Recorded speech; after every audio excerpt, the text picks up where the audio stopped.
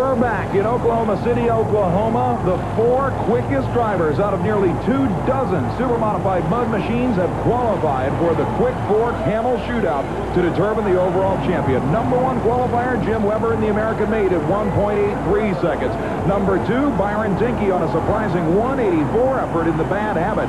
Jeff Backer, the world record holder in Insanity at 186 is third. And number 4, Tony Ferroti in the Let's Boogie Supercharged Roadster at 1.89 seconds. These 4 drivers now get 1 shot at that super-modified mud pit. The elapsed time that is quickest wins the event. And Acker is the first man up.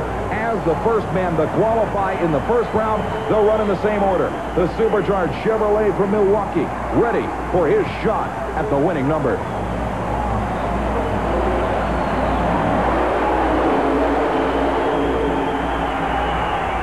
Shuts the engine down before the finish, and it works because he has room to stop. 80 feet to start, 80 feet to stop, and Acker sets the pace.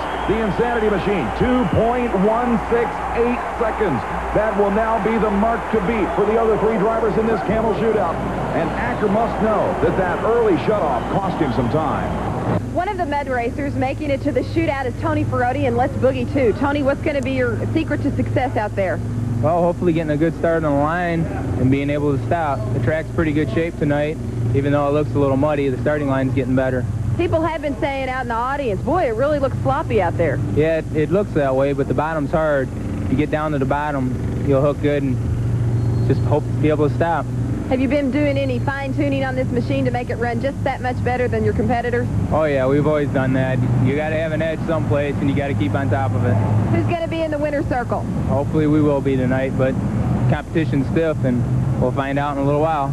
We'll be keeping our eyes on Tony Ferroti and Let's Boogie 2. He has come a long way in just a few years, originally campaigning one of the quicker full-body trucks in this sport.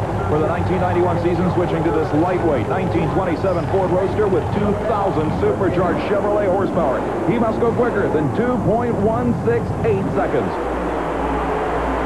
Full power to the finish line poles. He stops it within 3 feet. That's the way it's done. Beautiful power run and a perfect stop. The elapsed time, 2:09. That'll be good enough for the number 1 spot. 2.091 seconds for the Detroit racer. Crew members of American Made have been making some last-minute adjustments to the vehicle as Jim Weber gets ready for the shootout. What's going to be your strategy, Jim?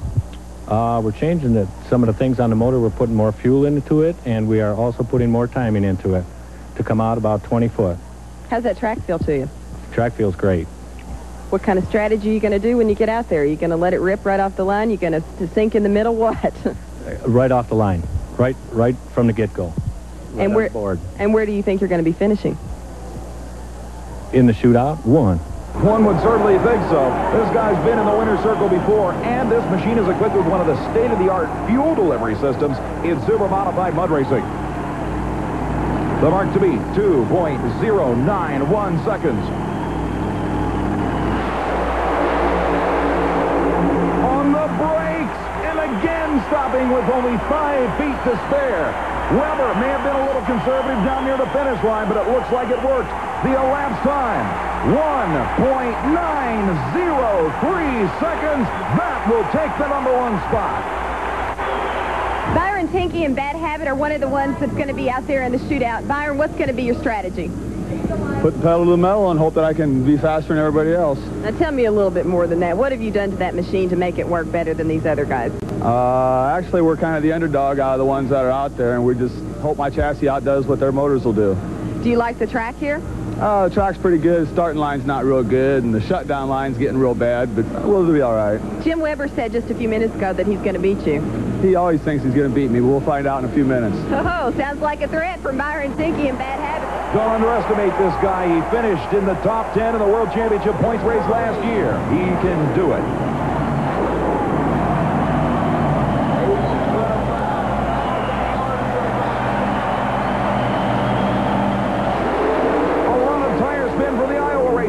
He stops it in time, but now it's just a matter of whether or not he has clocked quicker than 1.903 seconds.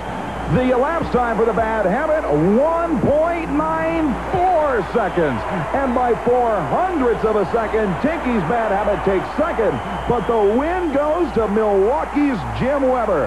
An incredible job for the American-made team, pulling out an incredible 1.90 second run